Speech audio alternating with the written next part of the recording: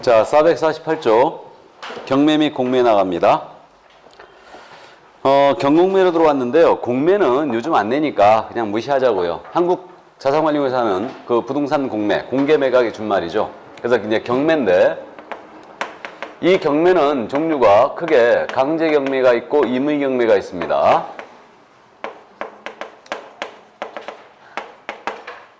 이렇게 지금 나뉘고 있는데 요 강제 경매는 아까 말씀드렸듯이 판결이 기초하는 경매라고 그랬죠.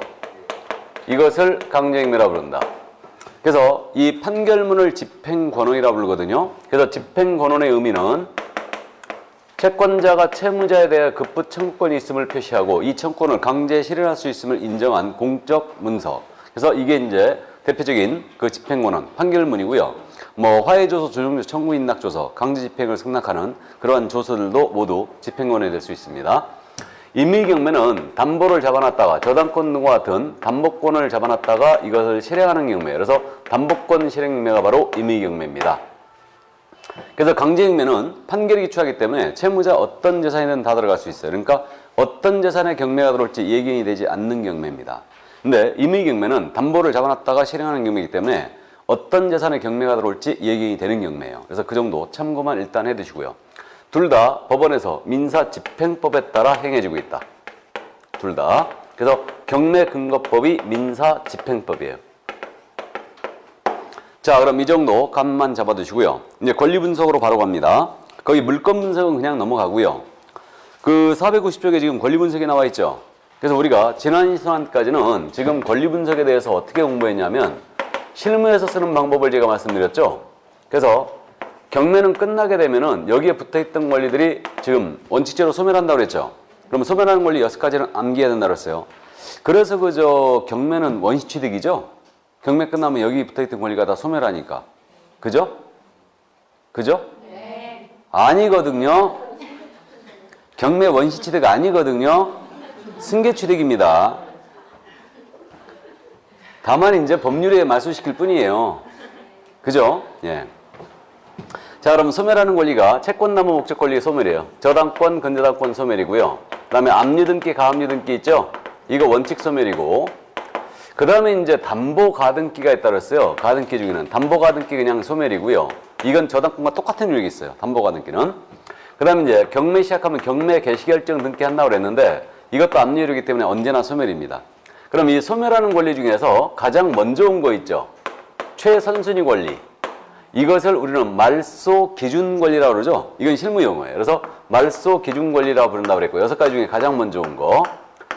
이거보다 먼저 오면 낙찰자가 부담으로 떠안아야 되는 인수되는 권리예요. 인수주의를 취하고 있고 이 말소 기준 권리보다 뒤로 왔잖아요. 그럼 소멸, 소재주의를 취하고 있죠. 그럼에도 불구하고 끝까지 인수되는 거 있다고 그랬죠. 끝까지 인수되는 거. 유치권과 법정지상권. 이건 인수된다고 그랬어요. 이게.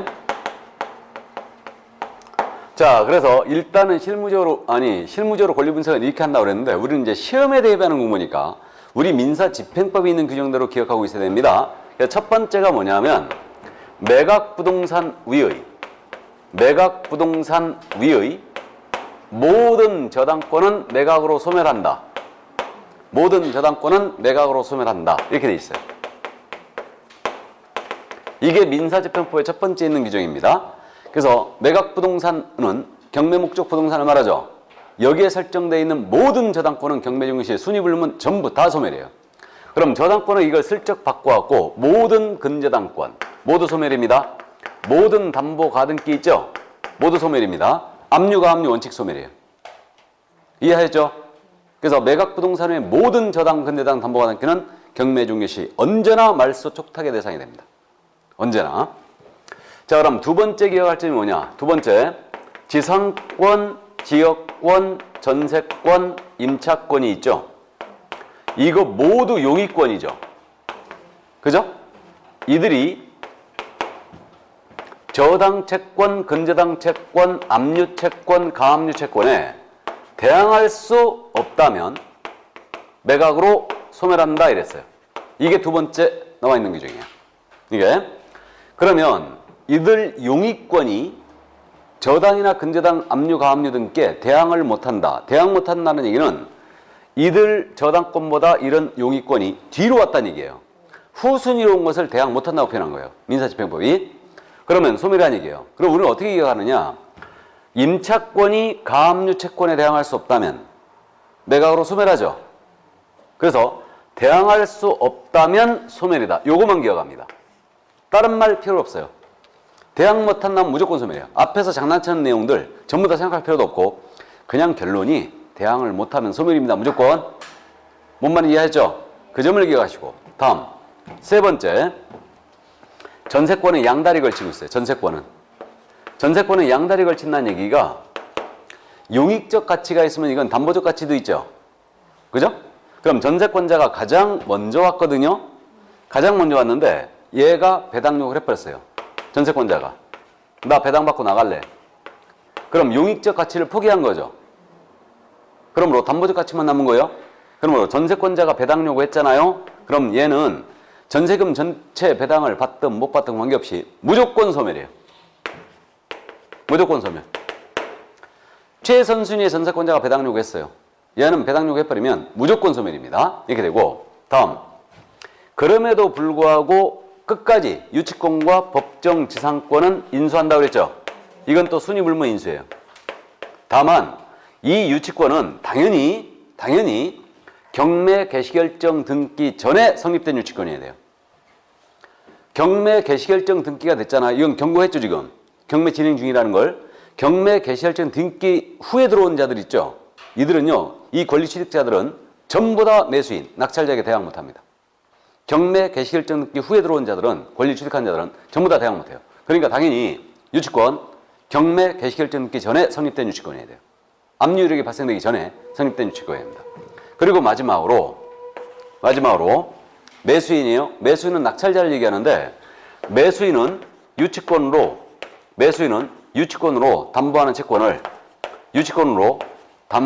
채권을 변제할 책임이 있다 이랬어요.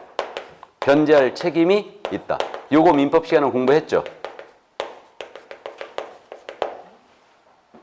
안 했어요?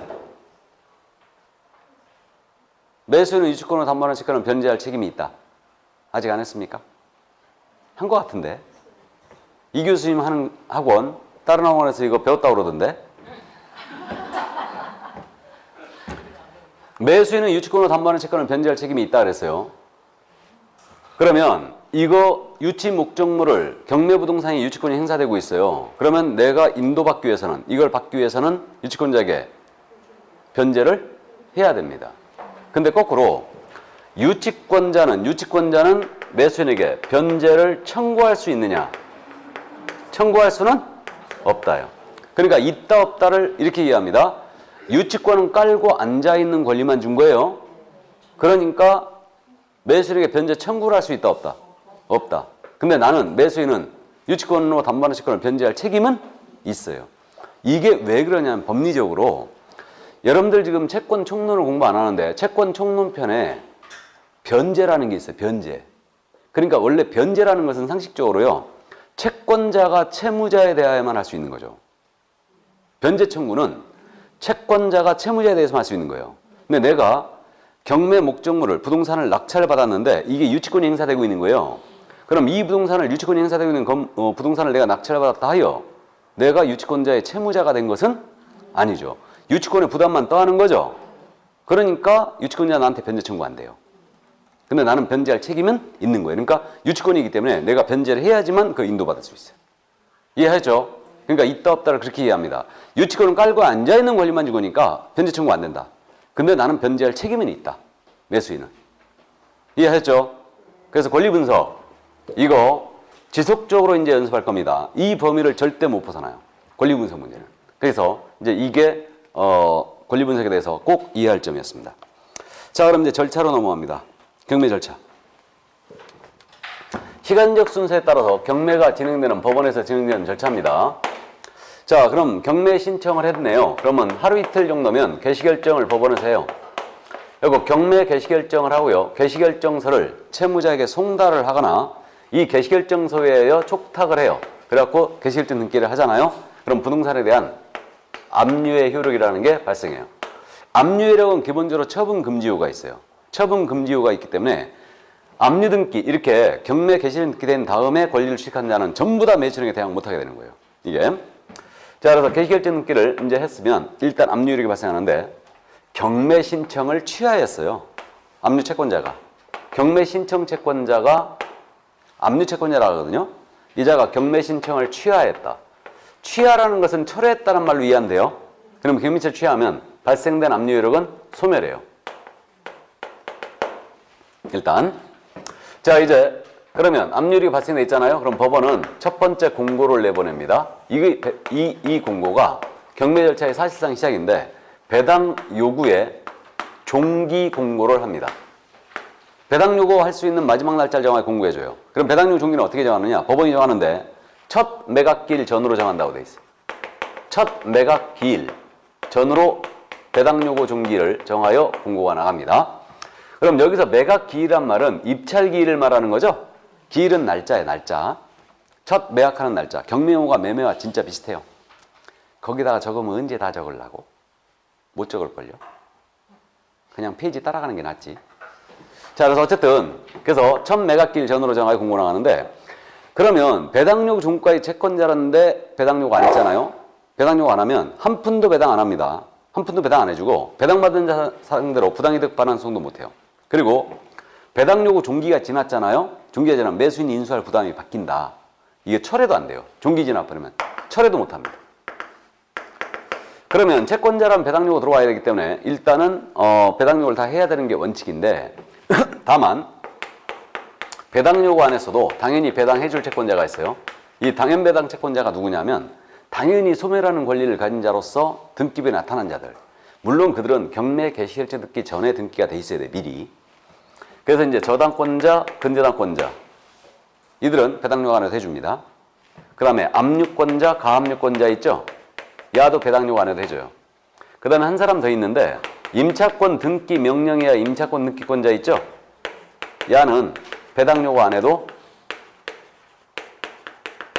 배당해줍니다. 물론 경매 개시결정 등기 전까지 들어와 있어야 돼요. 그래서 이들을 제외한 전부 다 배당요구 들어와야 돼요.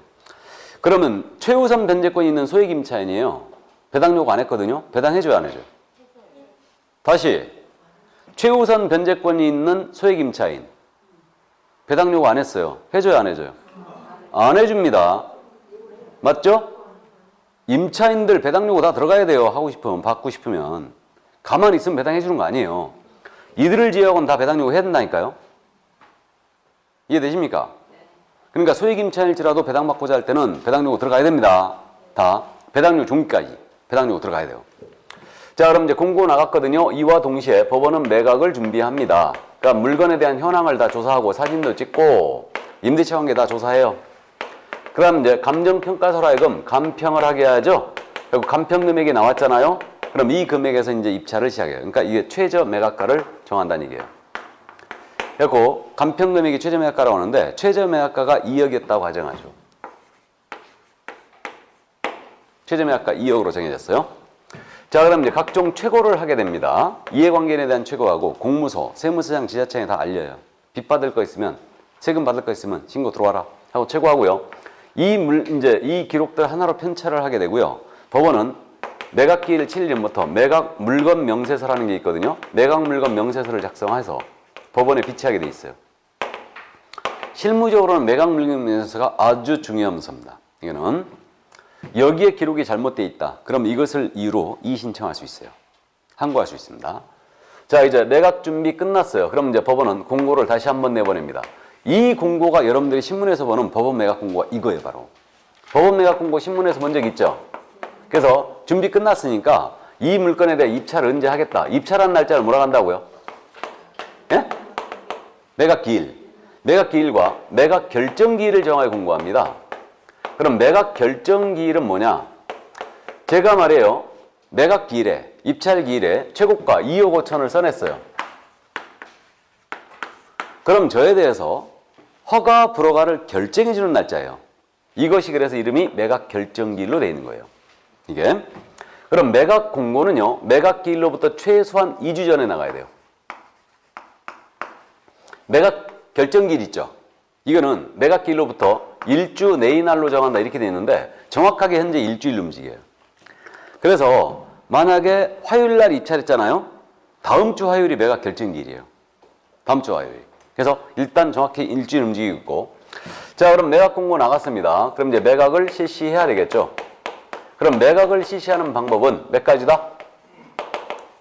세 가지 방법 중에 하나로 간다. 매각 실시 방법은 세 가지 방법 중에 하나로.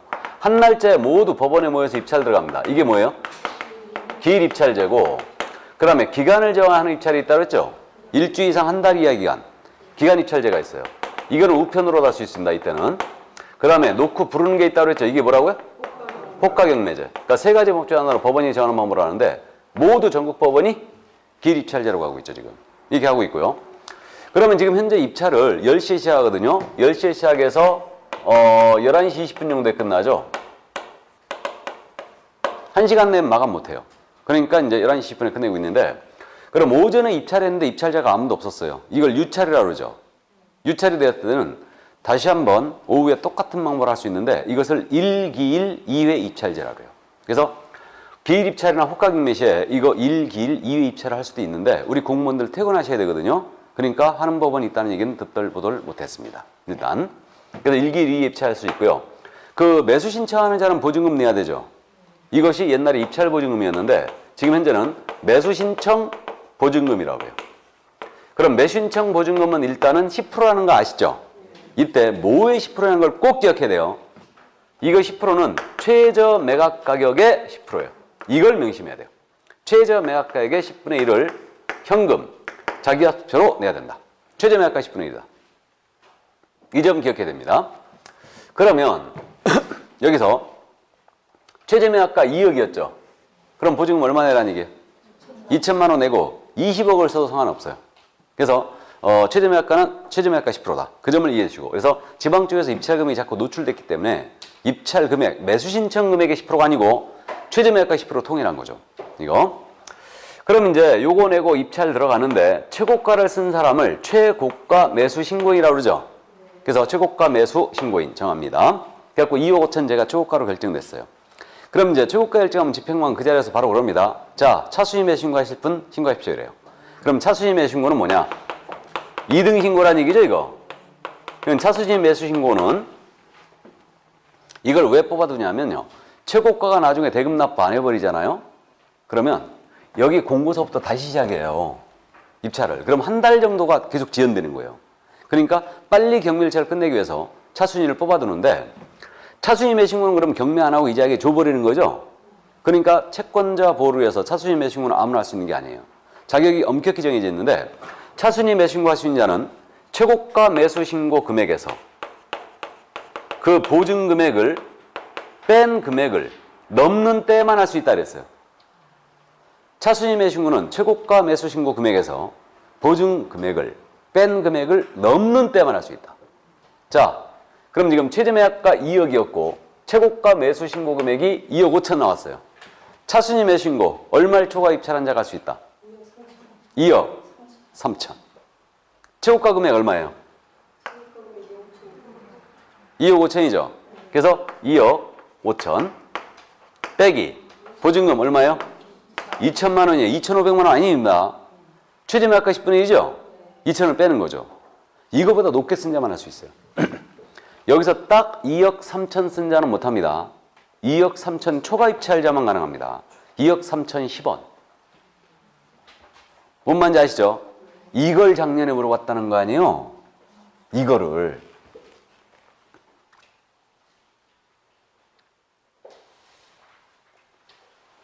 마지막 수업을 할 때 얘를 내가 이걸로 들었거든요. 근데 이게 나왔어요. 이게 나왔습니다. 어쨌든.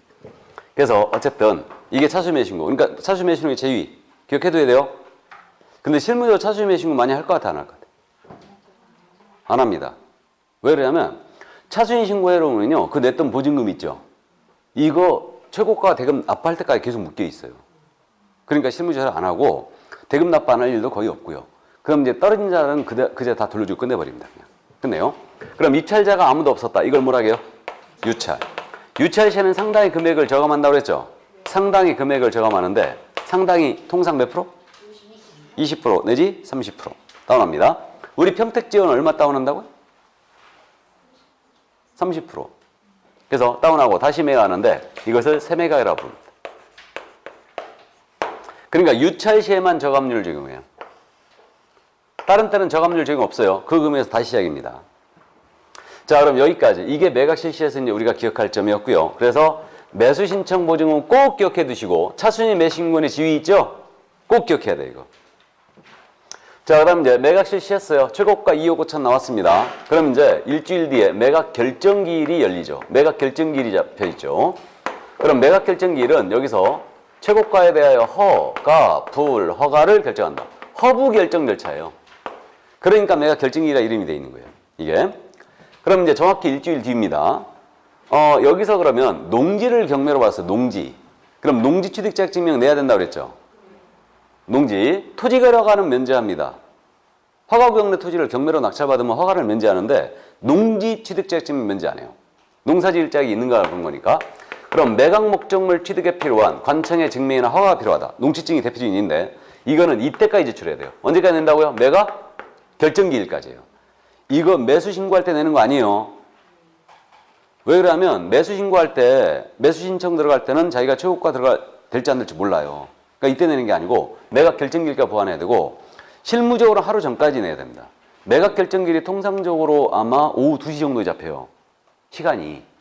그러면 적어도 오전까지 무조건 내줘야 돼요. 이거. 그래서 안 냈다. 그러면 이거 바로 불허가 나가버립니다. 이거. 그럼 불허가 나가버리면 농지증 미제출로 인해 불허가 맞았다. 불허가 맞으면 이거 원칙대로 보증금 돌려주게 안 돌려주게? 날리는 거예요. 불허가 맞아버리면 보증금 날리는 거고 이때 저감률 적용한다 안 한다? 안 한다. 안 하는 세매각을 실시해. 우리 농지증 처리 기한이 며칠이었어요? 4일. 맞죠? 농업계획에서 첨부하지 않으면 2일. 이렇게 돼 있는데 그러니까요. 농지를 경매로 받는다. 미리 협의해놓고 들어가죠. 시군민하고 미리 가갖고 협의해놓고 입찰 들어가는 거예요. 그래갖고 그 낙찰되면 일주일 내에 내야 되니까 이거 얼른 가서 받아야 됩니다. 이거 처리기한이 4일이기 때문에. 거기다 토요일, 일요일 껴버리면 더구나 요즘 5일이잖아. 5일. 일하는 게. 자, 그럼 이제 이거 허가 불허가 결정이 나갔거든요. 여기에 대하여 이의를 제기할 수 있는데 이것을 즉시 항고라고 그래요. 이게 항고라는 말 있죠?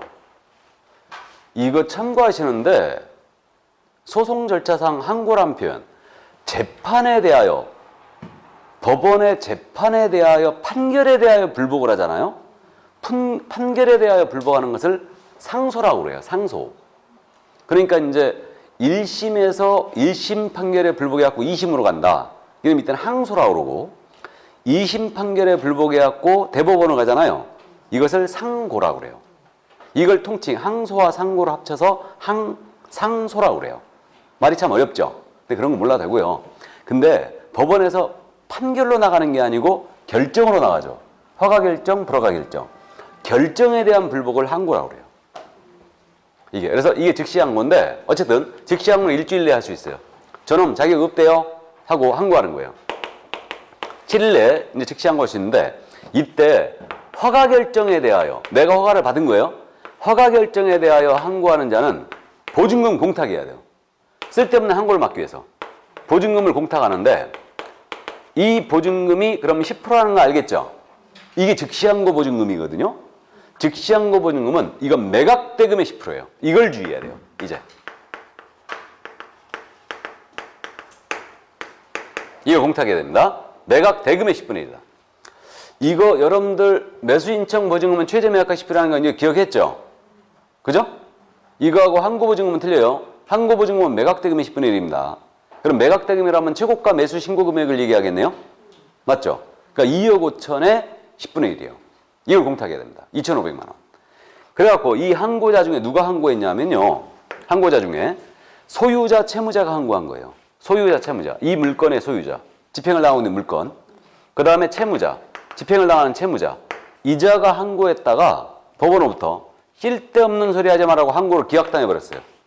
이유 없다고 항고를 기각한 거예요. 기각하고 각하가 있는데 그건 뭐 몰라도 돼요.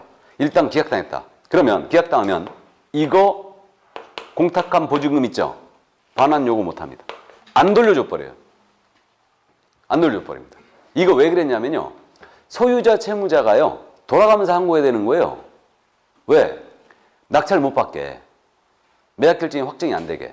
왜 매각결정이 확정이 안 되게 하냐면 그 사이에 채무 전부 다 변제해버리고 이 경멸차 취소 요구하려고. 이거를. 그래갖고 돌아가면서 항고해야 되니까 좋다 그러면 너네 항고하는데 인정하는데 보증금 공탁해라 하고 이거 기각당해버리면 안 돌려주겠다는 거예요 이거. 그래가지고 지금 실무적으로 소유자 채무자 항고 있잖아요. 이게 쏙 들어갔어요.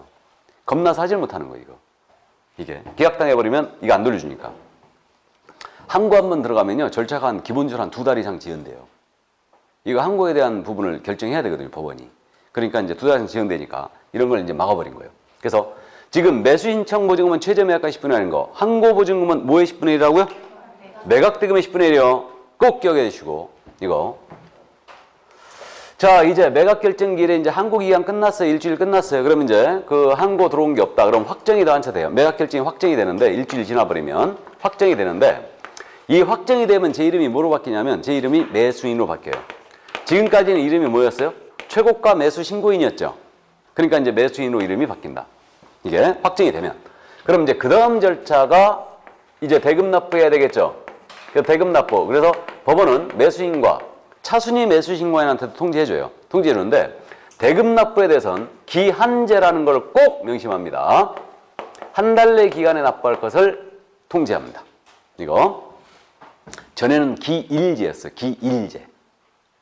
법원이 정한 기일에만 납부하는 게 허용되는데 지금 현재는 기한제다. 그래서 이 기한이라는 걸 꼭 명심하시고 이게 이거 갖고 지금 2번이나 장난쳤기 때문에 꼭 기억해야 됩니다. 이거. 기한제라는 걸 주의하시고 그러면 법원이 정한 기한까지 대금을 완납했어요. 그럼 매각의 목적인 권리를 취득하죠. 이게 소유권 취득이라는 뜻이죠. 이건 잘 알고 있고 등기업 취득하는 겁니다. 그럼 법원이 정한 기한까지 납부 안 했다. 미납을 했다는 얘기예요. 의무를 이행치 안 했다는 얘기죠. 법원이 정한 기한까지 의무를 이행치 않았다. 이게 미납이에요. 미납하게 되면 차순위 매수신고인이 있으면 이자에게 자격을 줘요. 대금 납부해라 하고. 근데 없었다. 그러면 저감률 역시 적용하겠어요? 안 하겠어요? 안 합니다. 안 하는 재매각을 실시해요. 그러니까 결국은 저감률 적용하는 건 유찰뿐이라는 걸 기억하고요. 지금 이제 재매각이라고 나왔죠. 원래 그래서 세매각, 재매각, 유찰 세매각이고 불허가 세매각이거든요. 근데 미납은 재매각이에요. 그러면 세매각, 재매각은 원래 개념이 매각 결정 전에 다시 하느냐 후에 하느냐 문제인데 그거 몰라도 돼요. 미납만 재매각이에요. 미재. 미납 재매각. 나머지는 세매각이다. 그러면 재매각 조건 그대로 재매각 시에는 그 전 매각 조건을 그대로 적용하지 이제 매각을 하는데 단 보증금 있죠. 매수신청 보증금 재매각 절차에서는 보증금을 통상 20%로 올려버려요. 그래갖고 우리가 경매물건 입찰 들어가려고 물건을 쫙 봤는데 재매각인지 세매각인지 구분이 안 가요 잘. 근데 보증금을 딱 보면 그냥 알아요. 보증금을 받는데 보증금이 최저 매각가 10%가 아니고 20% 돼 있잖아요. 이러면 재매각인 걸 딱 알아봐야 됩니다. 이게 매각 조건 그대로 적용하는데 보증금만 다 올려버려요. 20%로 올리는데 그럼 재매각 절차 참가할 때는 조심해서 들어가야 되죠. 아, 매수인이 보증금 포기하면서까지 대금 납부 안 했다는 얘기는 이 물건에 중대한 하자가 발생했을 가능성이 크죠? 그러니까 원인을 꼭 파악하고 들어가야 돼요. 재매각 절차는. 보증금이 20%면. 그래서 그 점 명심하시고. 그럼 이때 있잖아요. 재매각 절차에 전 매수인 참가할 수 있을까요? 없을까요? 이 재매각 절차에 전 매수인. 재매각 절차에 전 매수인이라 하면 누굴 얘기하겠어요? 대금 납부하지 아니한 매수인이죠, 이거? 이자는 참가 못합니다. 재매각 절차에 참가 못하게 돼 있고. 그럼 여기서 입찰 참가할 수 있느냐 없느냐 문제. 채무자 참가할 수 있을까요? 채무자 참가할 수 있을까요? 신의칙상 문제가 있는 거 아니에요? 채무자? 지금 집행 채무자 아니에요. 돈 없어서 지금 경매 내려맞죠? 안 된다 봐야죠. 맞죠? 근데 채무자 가족은 되겠죠. 그러니까 남편 아파트 경매하는데 처가 낙찰받을 수 있어요. 뭔 말인지 이해되시죠? 소유자 참가할 수 없습니다. 물론. 소유자 참가할 수 없는데 단 물상보증인 있죠. 물상보증인 임의경매 때 참가할 수 있을까요? 있죠. 친구가 은행한테 돈 빌렸는데 내가 아파트를 내가 담보로 지급했어요. 그럼 내가 물상보증이죠. 안 갚았거든요, 그냥. 그러면 내 아파트 경매 들어가는 거죠. 내가 여기 들어갈 수 있어요. 그러니까 내 아파트 경매는 내가 들어갈 수 있어요. 물상부증인. 그런 사태가 이제 벌어질 수도 있고요. 그 밖에 이제 뭐 미성년자 같은 경우는 이제 대리인이 반드시 참가해야 되고요. 직접 참가할 수 없어요. 동의받아서 참가 못 해요. 미성년자 같은 경우는. 이렇게 됐고, 그 정도만 갖고요. 참고하시고, 참고로 형법에 경매 입찰 방해죄가 있다는 거 알죠? 경매 입찰 방해죄. 담합행위했어요. 그럼 경매 입찰 방해거든요. 경매 입찰 방해죄로 유죄 확정 판결 받고 2년이 경과되지 않은 자 있죠. 야는 참가 못 해요. 그래갖고 경매법정 가면요. 그 경매법정 입구에 이렇게 법정 딱 입구에 게시판 있잖아요. 거기에 오늘 입찰 참가 못하는 사람 명단 딱 나와. 거기에. 그래갖고 한민호 딱 써있으면 참가 못해, 그자. 이렇게. 근데 전에 한번 내가 법정에 갔는데 내가 아는 사람 이름이 써 있는 거야. 아는 사람 이름이. 예? 예. 입찰 참가 불허자. 해가지고 그 참가 못하는 거 딱 이름 써 있던데 내가 아는 사람이 그것도 중개법 모 교수예요. 그래갖고 전화해서 물어봤지. 이거 네 맞냐 그랬더니 아니래 자기. 이름만 똑같았던 거예요. 이게. 그래갖고 너 이름 참 더럽게 지었다. 이게 경매 입찰방해죄로 걸린 거죠. 그거. 일단. 그래서 어쨌든 그 정도 이해하시고 그러면 이제 대금 미납했어요. 그래갖고 재매각 절차가 이제 기일이 잡혔거든요. 재매각 기일이 잡혔는데 매수인이 재매각 기일 3일 전이에요. 재매각 기일 3일 전까지 매수인이 연차이자 쳐갖고 다시 대금을 완납했잖아요. 완납을 해버리면 재매각을 취소해 줍니다. 그러니까 이 얘기는 그 얘기예요. 내가 그 은행하고 경매 잔금 대출을 받기로 했는데 이게 잘못돼갖고 잔금 대출을 못 받아버린 거예요. 그래갖고 납부기한을 넘겨버렸잖아요. 그럼 차순위 매수신고인이 없다면 재매각기일이 잡히죠. 그러면 재매각기일 3일 전까지는 기회가 있는 거예요. 3일 전까지 그 연체이자 쳐갖고 다시 납부해주면 재매각을 취소해줍니다. 내가 다시 취득해요. 일단. 그래서 참고해 두시고 여기까지. 그래서 요거 이해를 꼭 해두시고요. 재매각에 전 매수인 참가할 수 없습니다. 자, 그 다음 대금 납부됐어요. 그럼 그 다음 절차가 뭐겠어요? 당연히 배당해야죠. 배당의 수인은 후의를 하기로 하고 그럼 이제 이전 등기 촉탁 해주죠. 말소하고 말소하고 전부 다 이제 해주고요. 그럼 마지막으로 인도명령제라는 게 있다고 그랬죠? 이건 명도 소송에 대한 특례예요. 특례. 그래갖고 이제 인도민의 신청과 인도집행 들어가면 한 2달 정도는 다 드러낸다고 그랬어요. 그래가지고 임차인들이 대항력이 없는데 이른바 이걸 주장하고 계시는 거예요. BJR. 이게 뭐라고요? 예, 배째라. 이게 안 된다고 그랬죠, 이거. 그래서 요 인도명령제가 지금 현재 경매 절차를 가장 개선시킨 걸로 보이는데 인도명령 신청은 집행법원에다가 대금 완납을 했잖아요. 완납 후 몇 개월 내에 신청할 것? 6개월이에요. 6개월 넘어가면 더 이상 인도명령 안 받아줍니다. 명도 소송해야 돼요. 명도 소송해야 되고 이 물건의 점유자를 상대로 가능한데 점유자가 점유할 정당한 권한이 없어야 돼요. 점유할 정당한 권한이 있는 자를 상대로 해서는 명도 소송하는 수밖에 없습니다. 그러면 점유할 정당한 권한이 없는 자가 누구냐? 대표적으로 이 물건의 점유자가 소유자였어요. 물건의 소유자. 그다음에 채무자가 점유하고 있어요. 그다음에 대항력 없는 임차인 있죠. 이들은 모두 불법 점유자예요. 다. 그러니까 이들을 상대로 인도명령 신청을 인도받을 수 있다.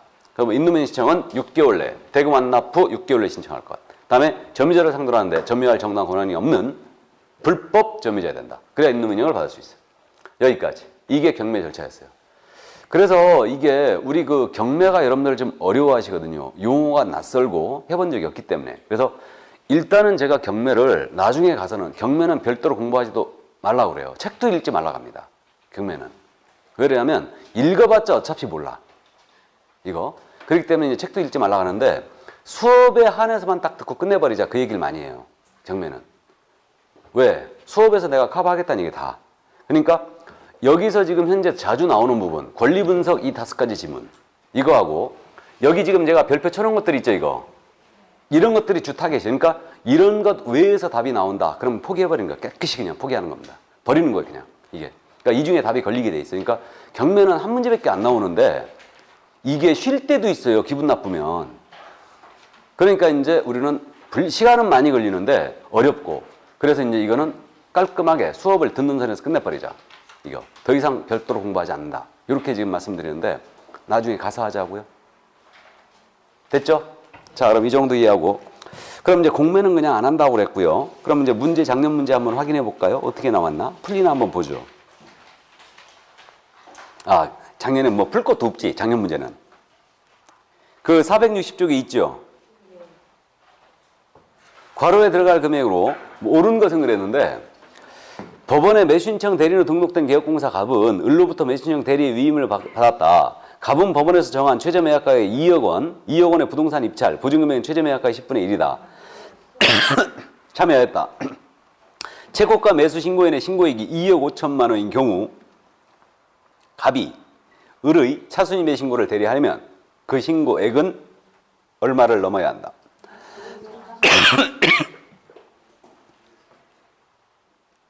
얼마? 5번이죠? 얼마나 쉬워? 이거. 근데 문제가 좀 그랬어요.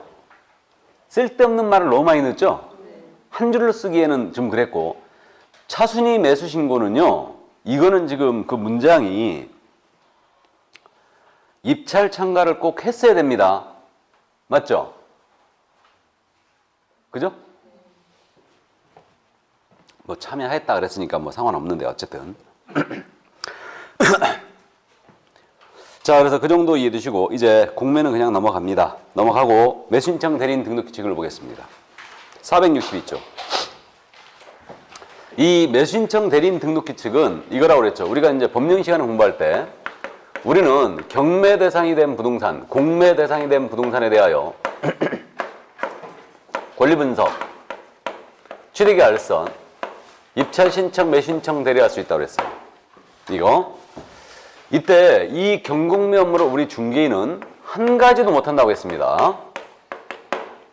그래서 공인인상개론과 법인을 할 수가 있는데 공인인상개론과 법인이 경매 대리업을 합니다. 대리업을 하고자 할 때는 대법원 규칙이 정하는 바에 따라 법원에 등록을 하고 그 감독을 받으셔야 된다고 그랬죠. 그래서 경매부동산에 대한 권리분석 취득의 알선을 하고자 할 때는 그냥 해도 된다고 그랬고요. 공매는 한국자산관리공사에서 하는 공개매각이니까 이것은 권리분석 취득의 알선 대리도 모두 자산관리공사에 하니까 법원에 등록할 일이 없어요. 그냥 할 수 있어요. 오직 경매부동산에 대한 대리업을 할 때는 법원에 등록한다. 그 절차를 지금 공부하는 거예요. 지금 나오고 있는 게 그겁니다. 그럼 지금 매수신청 대리권의 범위란 말 나와 있죠. 이거 꼭 기억해 두셔야 됩니다. 대리권의 범위. 이거 엄청 잘 묻는데 요 대리권의 범위는 지금 7가지로 돼 있지 않습니까? 이게 뭔 말이냐면 이거예요. 이게 위임인 갑이에요. 의뢰인 갑이 개업공사 A한테 대리해달라고 위임을 받았어요. 그럼 어디까지 당연히 대리권을 행사할 수 있느냐 이 문제예요. 지금 요거는 암기사항이 아니고 이해할 사항인데 우리 법정에서 지금 경매가 10시에서 11시 20분에 끝낸다고 그랬죠. 그러니까 매각 기일에서의 절차, 매각 기일에서 벌어지는 절차만 대리권이 있어요. 그러니까 10시에 시작해서 11시 20분 정도에 끝낸다는데 이 즈음에 벌어지는 것만 대리권이 있다. 이 즈음에. 그럼 생각을 해보면 우리가 경매를 안 해봤지만 이 시간대 입찰표 써내야 되죠. 입찰표 작성 제출 몇 번에 있어요? 2번.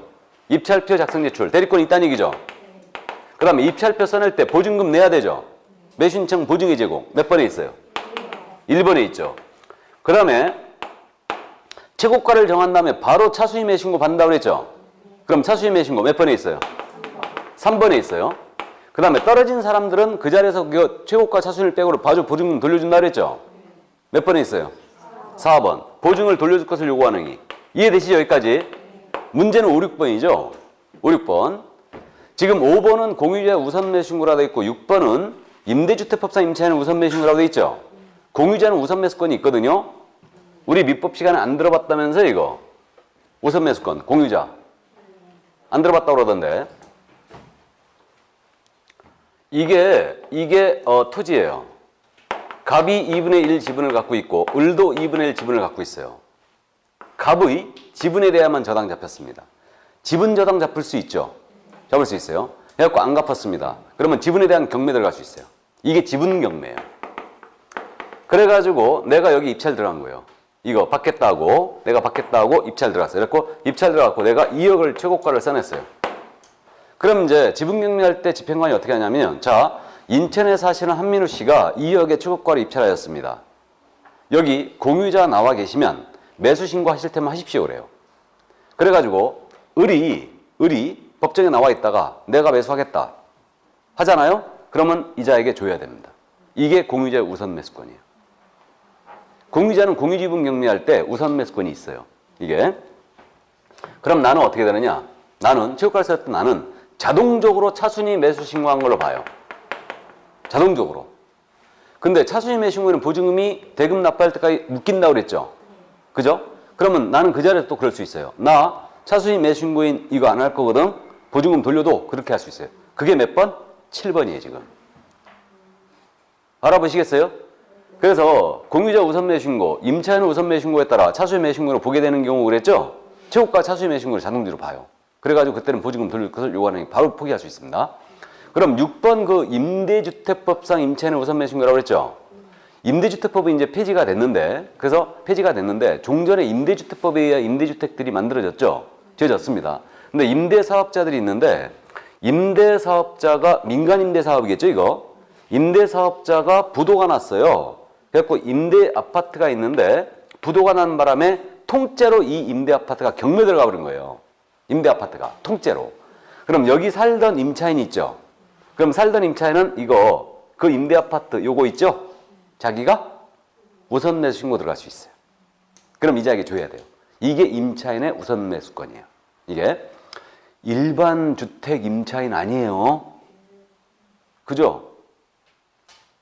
그래가지고 내가 또 황당했던 게 어떤 사무소 갔더니 아니 그 남자 사장님인데 자격증이 없지 물론 부동산 경력이 꽤 되신 분인데 손님한테 브리핑을 그렇게 하는 거예요. 임차인들은 우선 매수권이 있으니까 경매 나오면 그냥 받으시면 된다. 이거 그 집이 경매로 갈동말동 그랬나 봐요. 그래서 보증금을 날리똥 말똥 그랬나. 근데 상담을 해도 그렇게 얘기하고 있더라니까. 그러니까 선머슴이 사람 잡는다고. 임대 아파트 우선 매수권이죠? 이건 어디서 들어본 거지 또 이게. 일반 임대 아파트 아니에요 그거. 일반 그 임차인들 아닙니다. 임대 아파트예요 이거. 그래서 일단 그 정도 참고해 주시고. 그러면 결론이 지금 다 이해됐죠? 이 즈음에 벌어지는 게 분명히 맞잖아요 지금. 그죠? 그러니까 이 여기서 벌어지는 게 아닌 저 뒤에서 벌어지는 인도민영 신청 대리권이 있어요 없어요? 없어요. 즉시항고 대리권이 있어요 없어요? 없어요. 뭔 말인지 이해되세요? 그러니까 결국은 인도민영 신청 X 즉시항고 X 메모해놓으면 딱 결론 났죠 이거. 이거 대리권 없어요. 인도민영을 대리권을 주는 걸로 했어야 되는데 이게. 자, 그래서 어쨌든 거기까지 이해두시고 그 다음 매수신청 대리대상물이 하나 나와 있죠. 매수신청 대리대상물은 지금 중개대상물과 똑같네요. 그러면 중개대상물 경매할 때만 대리업할 수 있다는 뜻이에요. 그럼 자동차 경매 대리업할 수 있어요 없어요? 없어요. 자동차 경매 대리업하다 걸리면 무슨 법 위반이다? 네? 변호사법 위반이다. 경공명은 원래 변호사 업무라고 그랬죠 이거. 개공이 자동차 경매 대리업하다 걸렸잖아요. 그럼 이때는 변호사법 위반을 처벌합니다. 변호사법 위반은 상당히 세게 맞는다고 그랬죠. 5년 이하의 징역이라고 했어요 이거는. 그래서 어쨌든 그렇게 됩니다. 자 이제 대리인 등록으로 들어갑니다. 대리인 등록. 이제 등록으로 들어가는데 대리인 등록을 이제 법원에 하는 거예요. 이때 등록 요건을 충분히 숙지하는데 첫 번째 기억할 점. 법인인 개공과 공인인상 개공만 등록할 수 있죠. 개공이어야 돼요. 법인인 개공이거나 공인인상 개공. 중개인은 안 되죠. 그러면 소속공사 등록할 수 있어요 없어요? 없고 공인인사 등록할 수 있어요 없어요? 없어요. 개공이어야 됩니다. 명심하시고. 두 번째, 경매에 관한 실무교육 받으라고 그랬죠. 이건 우리랑 실무교육 받는다는 똑같아요. 그러면 경매에 관한 실무교육을 받는데 지금부터 이제 우리 법과 차이점만 기억하는 거예요. 우리 법과 차이점. 자, 그러면 경매 실무교육은 잠깐 뒤로 갔다 오는데 그 뒤 어디로 가느냐? 이게 한번 탁 피면 나와야 되는데 말이야. 교재 473조. 나와 있죠, 실무교육. 그죠? 매신청 대리인 등록을 하고자 하는 개업공사, 법인의 경우는 공인인사인 대표자, 대표자의 동그라미 확 치고, 법인인 경우는 대표자, 대표자란 말에 동그라미 확 치고, 괄호 속에 있죠, 지금 대표자가? 찾았어요? 동그라미 확 치고, 등록 신청 전 1년 안에 법원 행정처장이죠. 법원 행정처장 동그라미 확 치고, 법원 행정처장이 지휘하는 교육관에서 지방법원 본원 소재 교육관에서 부동산 경매나 실무교육을 이수한다. 단 폐업신고 1년 안에 다시 등록을 신청하는 것은 그러하지 아니한다. 자, 그러면 법인의 경우는 얘는 대표자만 대상이라는 얘기죠. 우리는 대표자 외에도 임원 사원 전체가 실무교육 대상이에요. 그 다음에 우리는 실무교육 권한이 지금 시도지사에게 있죠. 근데 얘는 누구한테 있다고요? 법원 행정처장이에요. 법원 행정처장이 누구냐 하면요, 사법부 대장이 누구예요? 사법부 대장이 누굽니까? 네? 법무부 장관. 네, 그러실까봐 물어봤어요. 어디 법무부 장관 나부랭이가 사법부 대장을 합니까? 대법원장이지. 그죠? 법무부 장관은 행정부의 일개 장관이죠. 사법부 대장은 삼권분립의 원칙. 행정부, 사법부, 입법부. 그러니까 대법원장이죠. 그럼 법원행정처장이 누구냐면 사법부의 2인자. 엄청 높으신 분이에요, 이분은. 법원행정처장이 전국에 있는 법원의 행정조직을 모두 통할하죠, 이분이. 대법관 중에 한 명이에요. 그래서 법원행정처장 그분입니다. 그 다음에 그 실무교육 내용을 보시죠. 실무교육 내용 보면 동그라미 1번에 평가가 포함되어야 한다고 했죠. 평가 포함에 밑줄 쫙 꺼놓고. 우린 평가 같은 거 없었죠. 그러니까 경매 실무교육 가면요, 마지막 날 시험 보거든요. 60점 미만 맞았잖아요. 재교육이에요. 재교육입니다, 이거. 근데 다시 재교육 받았다는 사람 내 본 적이 없어, 지금. 이거. 그걸 또 뭐하러 써, 또. 웃자고 한 얘긴데. 또 뭐하러 또 지워, 또. 자, 그래서 어쨌든, 다 알켜지고 시험을 보니까 큰 문제가 없는데 평가가 들어간다는 거 이렇게 돼 있고요. 이거 시간이 지금 얘는 3244죠. 우리는 2832 이렇게 돼 있죠, 우리는. 그래서 우리도 원래 실무교육이 3244였어요. 근데 이제 3244는 44시간이 원래 일주 근로 시간이었죠, 원래. 그래서 이제 어쨌든 참고해 두시고 다시 그럼 앞으로 가요. 그럼 나머지는 똑같다고 보시면 돼. 그럼 앞으로 등록 요건 다시 왔어요. 463쪽에. 자, 세 번째. 지금 실무교육 받으라고 그랬고, 세 번째, 보증 설정하라고 그래 있죠. 그죠? 보증보험 또는 공제가입이나 공탁을 하였을 거 그랬죠. 이거 별표 쳐내서요. 3번 앞에다가. 이거 엄청 잘 묻거든요. 그러니까 이거 착각 절대 하면 안 되는데, 이거 우리는 개설 등록을 들어갈 때 보증 설정을 등록 기준 아니었잖아요. 등록 통지 받고 나서 업무 기준까지 들어갔잖아요. 얘는 등록 기준이에요, 이거. 주의해야 됩니다, 이거. 그래서 보증 설정 우리랑 똑같거든요. 다 똑같은데 시기만 딱 재 있어요. 우리는 업무 개시 전이죠. 얘는 언제라고요? 등록 전이에요. 미리 설정해야 돼, 미리. 얘네는. 기억 꼭 해두시고. 그러면 나머지 우리랑 똑같다는 얘기는 금액 다 똑같아요. 그럼 공인인상 개공은 1억 이상 설정하라는 얘기죠. 그 다음에 법인인 개공은 2억 이상. 법인이 분사하면 때 1억 이상 추가하겠네요. 그러니까 경매보증, 대리보증, 경매보증하고 중개보증 다 틀립니다. 중개실무교육, 경매실무교육 다 따로예요. 다 따로인데 어쨌든 그러면 법인인 개공이 분사함수를 3개수를 두고 있는데 이 법인이 대리인 등록을 하고자 한다. 보증 설정 얼마 해야 돼요? 최소한 5억. 분사함 3개수니까 최소한 5억 설정해야 되죠. 그럼 중개보증도 5억, 대리보증도 5억이네. 맞죠? 그럼 이 법인은 도합 10억이에요. 미쳤지. 어쨌든. 그리고 결격에 해당 안 돼 있어야 됩니다. 이건 이제 결격 사유 내용은 후일 하기로 하고요. 그럼 요건 갖췄어요. 신청해야 되죠. 그럼 신청은 어디다 하느냐? 지방법원장이야. 이거는 사무소 소지기관할 지방법원장이 간다. 지방법원장입니다. 실무교육은 누가 권한이 있다고요? 법원행정처장. 법원행정처장이 바로 이제 실무교육 실시권자고, 지방법원장이 얘는 등록증이다. 지방법원장이. 그죠? 이해해 주시고. 그럼 우리 평택지원에다가 대리인 등록 들어가나요?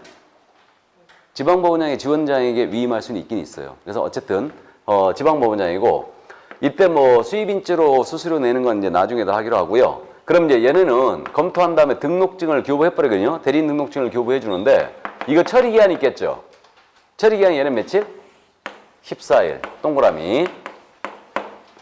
14일 내 등록증까지 줘버립니다. 우리는 등록 통지만 7일에 하게 돼 있어요. 등록 통지만.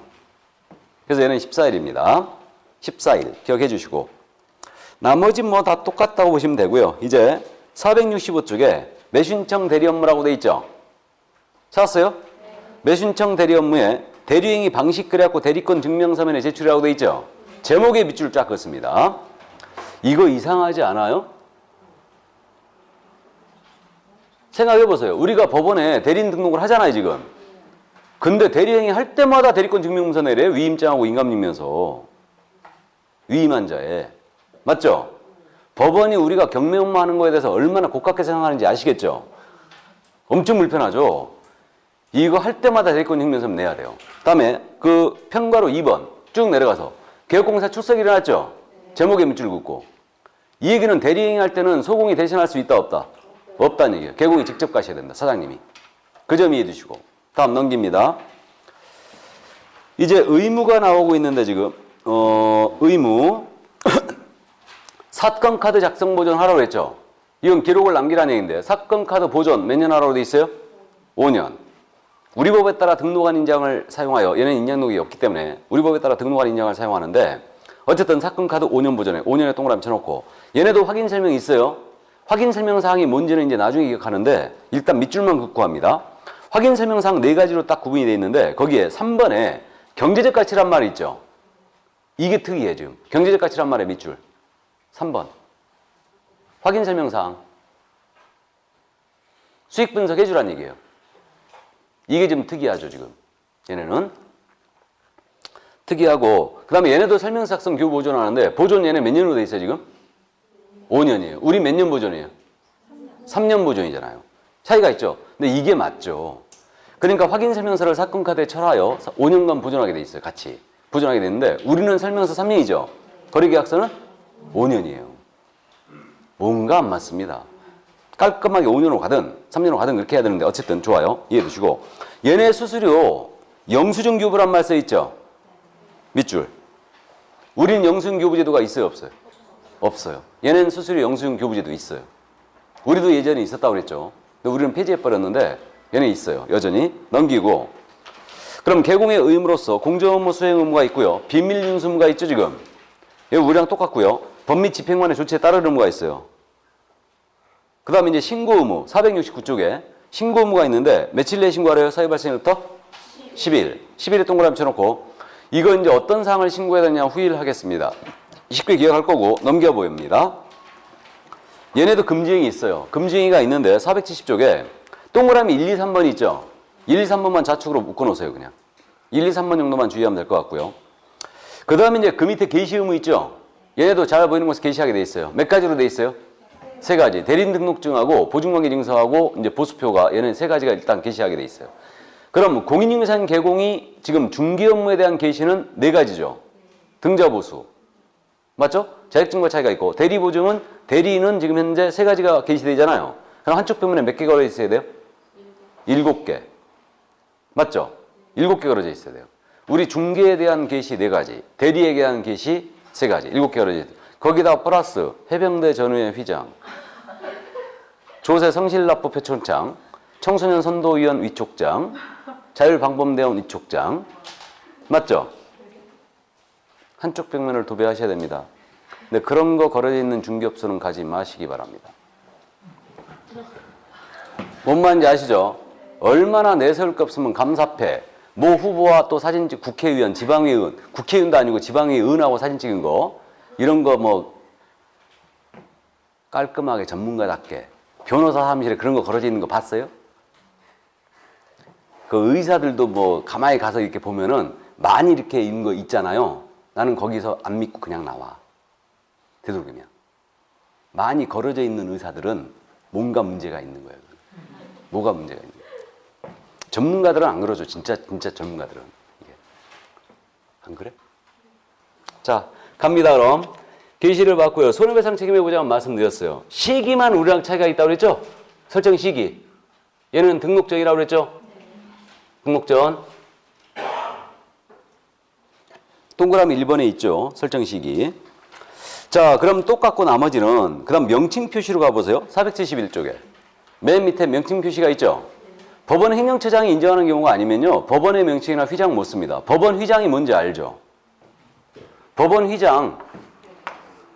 이게 무궁화잖아요. 무궁화 그림에 가운데 요즘은 한글로 씁니다. 법원하고. 맞죠? 국회는 국회하고 쓰죠? 전에는 이게 법이었어요. 법 이렇게 써 있었고 국회는 국이 써 있었죠. 이게 이렇게. 이게 혹자 같았고 혹. 이렇게 돼 있고 그 다음에 이제 그 지방위 의원들 있죠. 지방위 의원들은 이렇게 써 있었죠. 이렇게 써 있어요. 지방위 의원들은. 그래서 이게 법원의 휘장이에요. 이게 휘장인데 뒤로워서 안 쓴다. 맞죠? 이게 쓰지 말라는 얘기예요. 법원 명칭이나 휘장 못 쓰게 돼 있습니다. 못 쓰게 돼 있고 472쪽은 맨 위로 가면 이건 더 황당합니다. 대리 업무 정지 먹었잖아요. 그럼 나는 업무 정지 먹었걸랑요 하고 잘 보는 것을 출입문에다가 써놔야 돼요. 이거 헌법상 인정된 양심 선택의 자유, 양심의 자유를 침해할 우려가 있는 규정이에요. 원래 이 규정 우리도 있었어요. 업무 정지나 휴업 사실을 표시하게 돼 있었거든요. 근데 확정을 시키면서 법을 확정을 시키면서 이건 과도한 규제였고 삭제해버린 부분이에요. 근데 얘는 여전히 살아 있어요. 그래서 어쨌든 업무 정지 사실 표시하게 돼 있고 그럼 이제 지도 감독은 쭉 넘어가고요. 협회도 그냥 다 넘어가고 예를 들어 등록 취소가 있거든요. 476쪽에 얘는 진짜 특이한 게 업무 정지 있잖아요. 대리 업무 정지. 필요적 업무 정지가 있죠. 필요적 업무 정지의 밑줄이에요. 우리는 업무 정지가 6월 이하의 범위에서 할 수 있다라고 돼 있죠. 재량행위밖에 없는 얘는 하연다가 있어요. 그리고 기간도 지금 이거 1월 이상 2년 이하로 돼 있죠. 1월 2년. 이거 동그라미 쳐놓고. 그 점에 차이가 있어요, 지금. 왜 필요적 업무 정지가 있는지는 후일 설명을 드리도록 하겠습니다. 여기까지. 이게 바로 이제 대리 업무에 대해서 우리가 기본적으로 알아야 할 점인데, 그럼 작년 문제 확인해 봅니다. 다 하진 않았는데, 작년 문제 풀리나 한번 보죠. 478쪽 작년 문제였습니다. 옳은 것은 그랬는데 1번이에요. 중개사무소에 개설 등록을 하지 않은 공인인증사라도 매신청 대리인으로 등록할 수 있다. OX? X죠. 공인인증사는 안 되죠. 개업공이어야 됩니다. 개공. 2번 매신청 대리인으로 등록된 개업공인인증사는 매신청 대리인을 함에 있어서 매각장소 집행법원의 중개보존을 대리 출석하게 할 수 있다. OX. 소공도 갈 수 없는 대리인은 보존은 더더욱 안 됩니다. 직접 출석해야 되고. 3번 매신청 대리인이 되고자 하는 법인인 개업공사는 주된 중개사무소가 있는 곳을 관할하는 지방법원장에게 매신청 대리인 등록을 해야 한다. 맞았네요? 예, 지방법원장입니다. 맞고요. 4번 대리인으로 등록된 개업공사는 매신청 대리의 위임을 받은 경우 법원의 부당한 매각 허가 결정에 대하여 항고할 수 있다. OX, X. 이거 즉시 항고 대리권 없다고 그랬죠? 없다고 그랬어요. 이게. 매각 기일에서 절차만 항고할 수 있죠. 불가고. 5번 매수인청 대리인으로 등록된 개업공사는 본인의 인감증명서가 첨부된 위임장과 대리인 등록증 사본을 한 번 제출하면 그 다음날부터는 대리행위마다 대리권을 증명할 필요가 없다. OX, X. 대리 행시마다 내야 됩니다. 이거. 그래서 정답은 3번이었어요. 풀만하죠? 그러니까 대리인 등록 규칙은요 반드시 마치고 오셔야 되는데 이거는 우리 법과 차이점만 기억하면 되는 거예요. 그냥. 자, 그래서 여기까지 하고 그럼 다 끝났죠? 그럼 오늘의 유인물.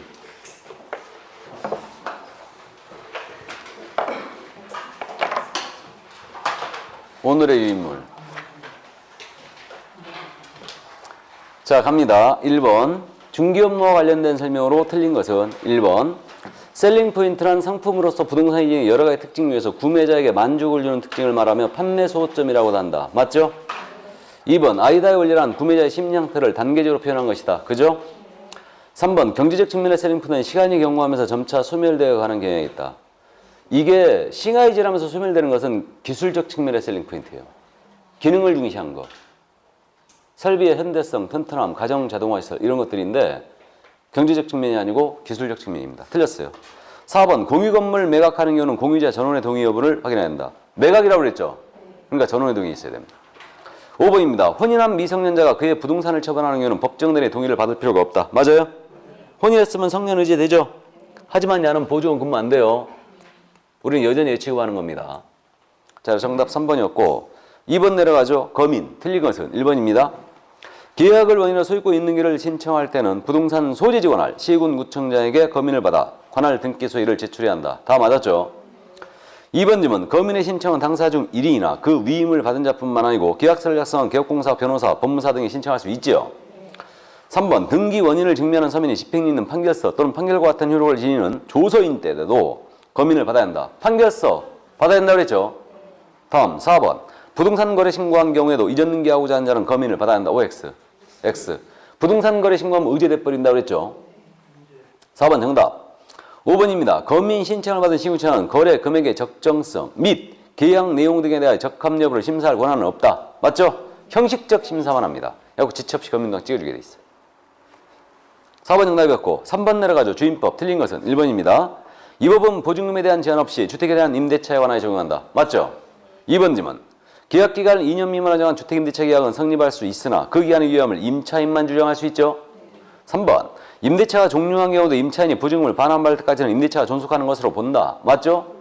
다음 4번. 주택에 대한 경매, 개시결정 등기 후에 인도와 주민등록을 갖춘 소액 임차인은 최우선 면제 받을 수 없죠. 개시결정 등기 전까지 대항요건 갖춰야 됩니다. 5번입니다. 임차인이 주택의 인도와 주민등록을 마친 날 임대차 계약서의 확정일자를 갖추고 같은 날에 저당권에 설정이 된 경우 임차주택이 경매되면 임차인이 저당권자보다 배당에 있어서 우선한다. OX. 저당권이 우선이죠. 아직 임차인은 모두가 다 같았기 때문에 임차인은 대항력 취득 못했어요. 우선문제권 취득 못했습니다. 그러니까 저당권자가 우선이에요. 5번 틀렸습니다. 정답이었고 4번 내려가죠. 상인법. 틀린 것은 1번입니다. 상가 건물 임대차는 등기가 없는 경우는 상가 건물의 인도를 받고 관련 법에 의한 사업자 등록을 신청한 때에는 그 다음 날부터 제3자에 대한 효력이 생긴다. 맞죠? 사업자 등록증을 받은 때가 아니에요. 2번 갑니다. 임차인의 임대차 기간 만료 전까지는 언제라도 임대차 계약 갱신 요구할 수 있다. OX. X죠. 임차인의 계약 갱신 요구는 만료 전 6월에서 1월까지 해야 되죠. 갱신 요구는 6월에서 1월까지 해야 돼요. 만료 전 6월에서 1월까지.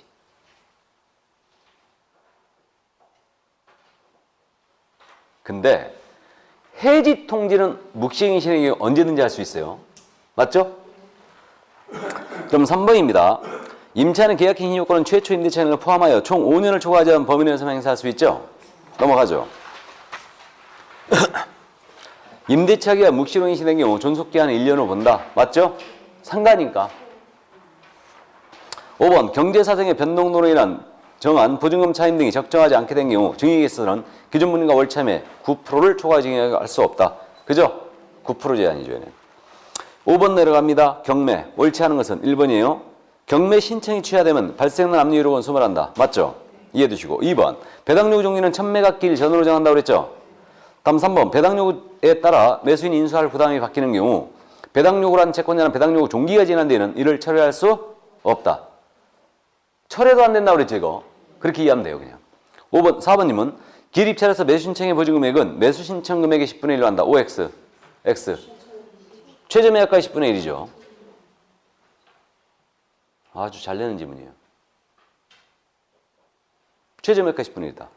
5번. 매각 부동산에 대한 인노민의 신청은 대금 완납 후 6개월 내에 신청해야 되죠? 맞습니다. 6번 내려가죠. 매수신청 대리인과 관련한 서면으로 틀린 것은 1번입니다. 소속공사는 매수신청 대리인 등록할 수 있다. OX. X. 불가. 개공해야 되고. 다음 2번. 개공사는 확인설명서 4번을 사건카 대체로 5년간 보존한다. 맞죠? 얘는 보존서류 딱 5년. 깔끔하다. 3번. 중개법인이 대리인 등록을 하고자 하는 경우 그 대표자는 등록 신청 전 1년 내 실시하는 실무익을 이수해야 되죠. 대표자가 받아야 되고. 4번. 대리인으로 등록하고자 하는 자는 등록 신청 전에 보증을 설정해야 되죠. 맞습니다. 5번님은 개업공사는 중개사물이 아닌 물건에 대한 경매 시에는 대리업을 영위할 수 없다. 맞죠? 중개사물에 한하여 대리업할 수 있죠. 고생 많으셨고요. 4월 끝났죠? 5월달로 가는 거죠? 지금 2차 과목 복습 잘 하고 계시나요? 예? 복습 안 하고 있어요? 예, 참 잘하고 계시는 겁니다. 농담 아니고 진짜로 1차에 주력하라고 그랬죠. 공부 처음 하신 분들은 무조건 1차 주력해주고 작년에 하였던 분들은 복습을 철저히 해야 됩니다. 하였던 분들은. 근데 지금 그 처음 하신 분들은 1차를 결국은 이게 감이 안 잡히면 2차를 결국 버려요. 포기하게 됩니다. 그러니까 명심하시고 5, 6월 달도 여전히 1차에 계속적으로 읽고 또 읽고 이제 암기할까 암기한다. 2차는 언제 하냐고요? 내가 하라 할 때 하면 돼요. 7월 달 이후서부터는 2차를 같이 시작해야 돼요. 그러니까 이제 7월 달 문제풀이 들어갈 때부터는 2차 과목을 이제 4개월 남겨놓은 상태에서 들어가는데 4개월 동안 2차를 마무리하는 겁니다. 그러니까 4개월 동안 수업 들어왔던 걸 이제 취사 선택하면서 암기하고 암기할 거 하고 그러고 가는 거예요. 그래야 갈 수 있어요. 지금 여러분들이 7월 달 가갖고 1차 모의고사 봤는데 뭐 30점, 20점 이렇게 나오면 포기해버린다니까 다. 근데 모의고사 점수 갖고 내가 2차를 포기할 거냐 말 거냐를 생각하면 안 돼요. 모의고사 점수는 내 기준이 될 수가 없어요. 공부가 아직 안 됐으니까. 문제는 뭐냐면 전혀 이게 아니할 말로 거식인지 감이 안 잡혀버린다. 법률액이 들어갔는데 이게 아니할 말로 지금도 이게 뭔 얘기인지 하나도 모르겠다. 그럼 2차 버려야지. 그때는 이제. 그죠? 지금 버리는 거 말고 제 마지노선은 8월 달이 아닌가 싶어요. 그때 가갖고도 이제 1차가 도대체 이게 도저히 내가 못하겠다 이거 2차까지. 그럼 그때 이제 결정을 하는 겁니다. 그럼 이제 이 1차, 그럼 2년이 이제 걸리는 건데 2차를 들어놓고 다음에 하면요 훨씬 쉬워져요. 근데 생으로 2차 하잖아요. 지금 1차만 하신 분들 있죠. 우리 학원에도. 1차만 하신 분들이 있는데 생으로 내년에 2차 하잖아요. 올해보다 훨씬 힘들 거예요. 그건 제가 장담하죠. 훨씬 힘들어요. 생으로 2차 하면. 이건. 근데 1, 2차를 같이 듣다가 2차를 나중에 이제 도저히 난 안 된다. 1차를 도저히 감을 못 잡겠다. 그러면 이제 그때는 이제 2차 했던 것이 내년에 재산이 되는 거예요. 그게. 그래서 이제 어쨌든 지금 겁내하지 말고 5, 6월 달에 여전히 1차에 주력하라는 얘기죠.